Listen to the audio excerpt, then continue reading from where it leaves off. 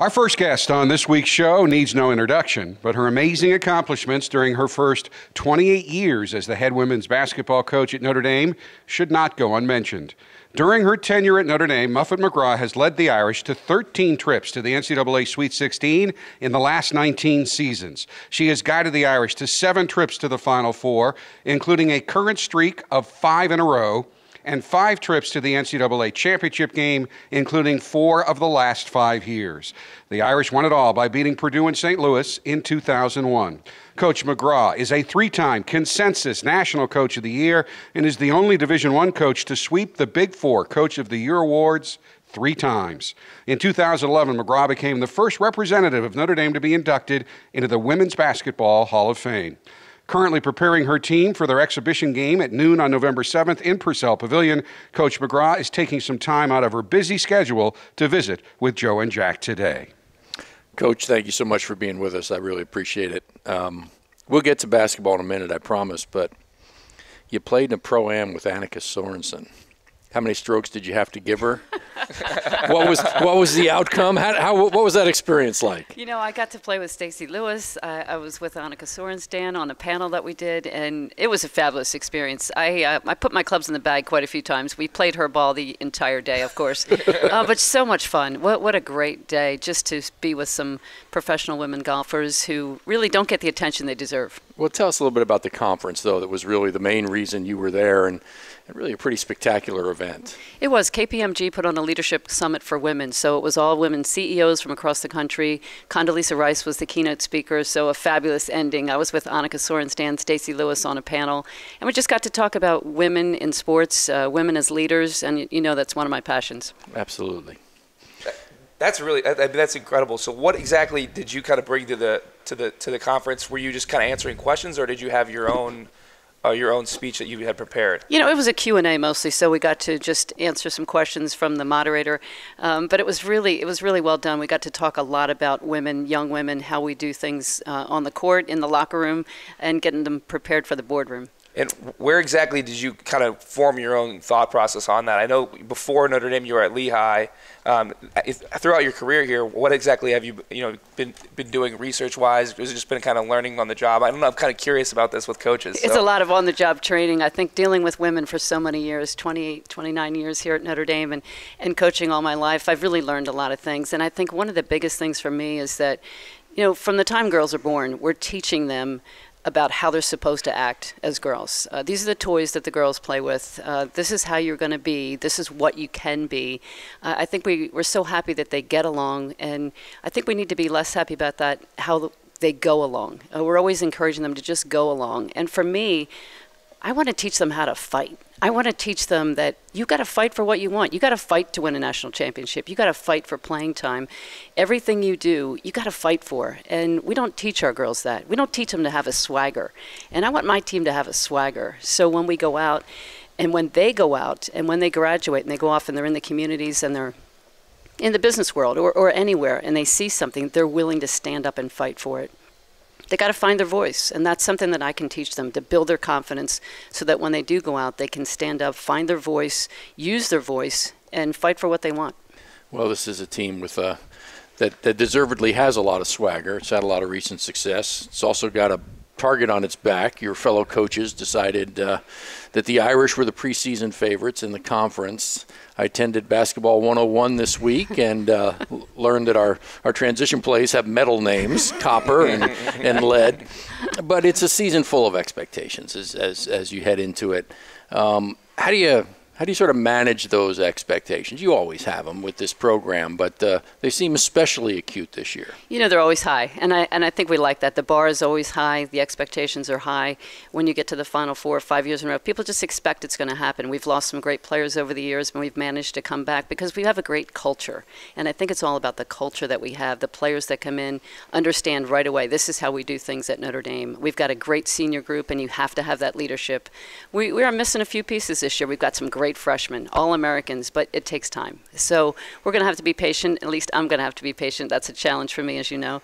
But we do have some talent. Breonna Turner, Player of the Year in the preseason, just a sophomore. A lot on her shoulders, and we're hoping that our post-game will really be able to carry us this year.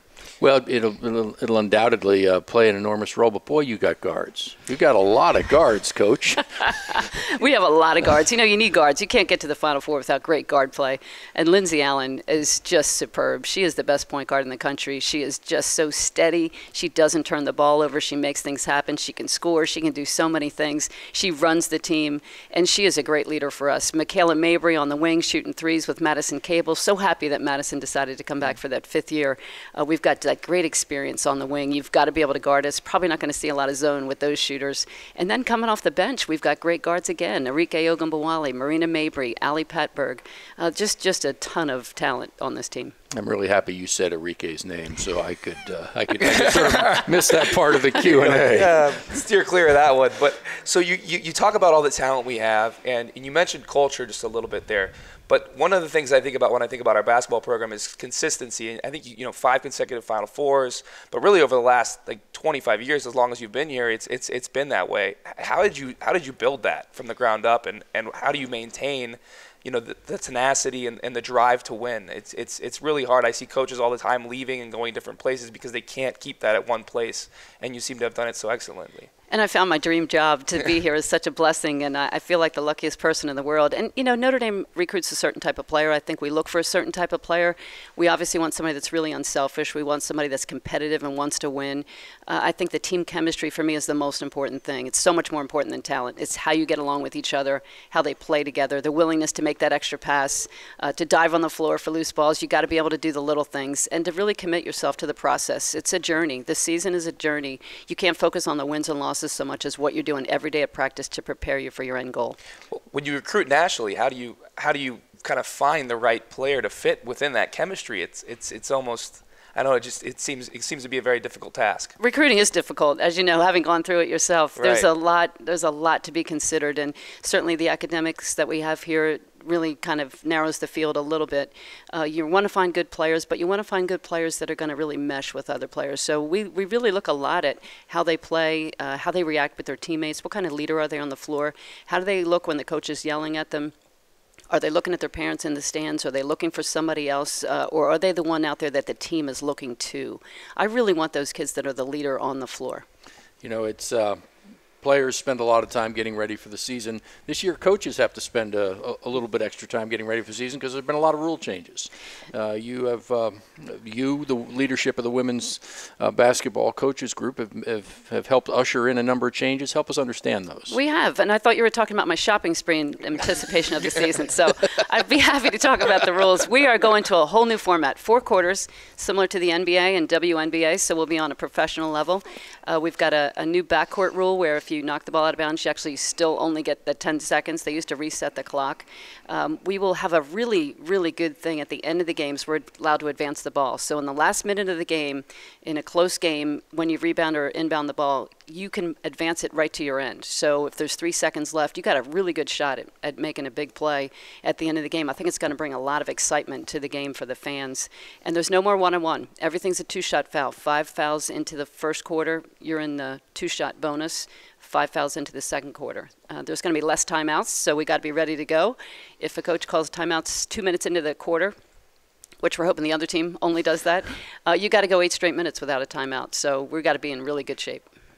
That's the one element of it I found most interesting. It's going to change timeout strategy, or it needs to, in terms of when you call them and whether you can, the opponent can stem a tide when we get on a roll. It is going to be interesting. You have those times, there's a skirmish on the floor. It might be a jump ball, but if somebody wants to call a timeout, you're having trouble inbounding the ball. You might want to take a timeout. And now I think I'll tell the team in the first quarter, we're going to have to turn it over a few times and save that timeout because we may need it at the end. Wow, I mean, it sounds like the game's just going to get a lot more exciting and just a lot more fast-paced, which is going to be great. Why exactly the change to 4 quarters? Was it just to kind of go, be synonymous with the WNBA and the NBA? We're trying to pick up the pace. I think that was the biggest thing for us. There's a lot of stoppages of play. There were so many timeouts, 16, 12, 8, and 4. There's a timeout. Plus, in addition to the 5 that each coach would have, it just stopped play too much. There wasn't quite enough scoring. So we want to make it more interesting for the fans. I think keep it up-tempo, which is what we've we've always liked. So I think our fans will like it. The only problem with me at the timeouts are about 2.5 minutes, and I'm good with a 30-second. I can pretty much get it all in 30 seconds. Coach, we've talked tenacity, fighting culture. The other key ingredient that sort of year to year is so important in our success is leadership. What are some of the key leaders on this year's squad? Well, we've got some great leaders. Michaela Mabry, probably our most vocal player. She is somebody that just really understands the game well. She's got a high IQ. She is somebody willing to use her voice at practice. Hannah Huffman doing a really good job for us in a leadership role with a lot of the players. Madison Cable is a fifth-year senior. I think people look to her mental toughness. She's probably one of the toughest kids I know. She is so competitive, and I love that. And then, of course, Lindsay Allen, your point guard, has to be a leader on the floor. Yeah. You also Taya got a lot of international experience this year, playing in international competition. How does that help benefit the that team? really helps you when you play in USA basketball. Taya was in the Pan Am teams, went up to Canada and played against Natalie Achamla's team, so that was interesting to watch that. She got some great experience doing that. She was a leader on that team, and I think that's going to really help her. She's been out with an injury, and she's doing a great job of leading from the sideline right now, encouraging the team, working hard to get back, and we hope to have her back soon. Speaking of teammates playing against each other, we had two alums in the WNBA finals. That was fun to see. That was so fun to watch. Very hard to cheer, and they guarded each other at times in the game, and it was thrilling. And I mentioned that to both of them, and they said, and somebody always shouted, "Go Irish," whenever it happened. So great for Devereaux to have her second championship in the WNBA, and for Natalie as a rookie to get into the final was amazing. What a great season she had. It seems like all of a lot of your former players they're just keeping on winning, and they go to the next level, and they just continue on with the trend of victory after victory. But it's so fun to watch them. And this year we had two All-Stars, Kayla McBride and Skylar Diggins, both made the All-Star team. What phenomenal seasons. K-Mac just in her second year on the All-Star team. Jewel Lloyd, Rookie of the Year. I mean, we've had such great success lately. Coach, I want to thank you so much for joining us today. I want to wish you the best of luck in the season. I intentionally didn't bring up the shopping spree because Kimberly would be talking to me about it right after the show. So best of luck, and thanks for joining us. Thanks. I loved your costume. Thank you Excellent very much. Halloween costumes. Thank you very much. We'll be back in a minute.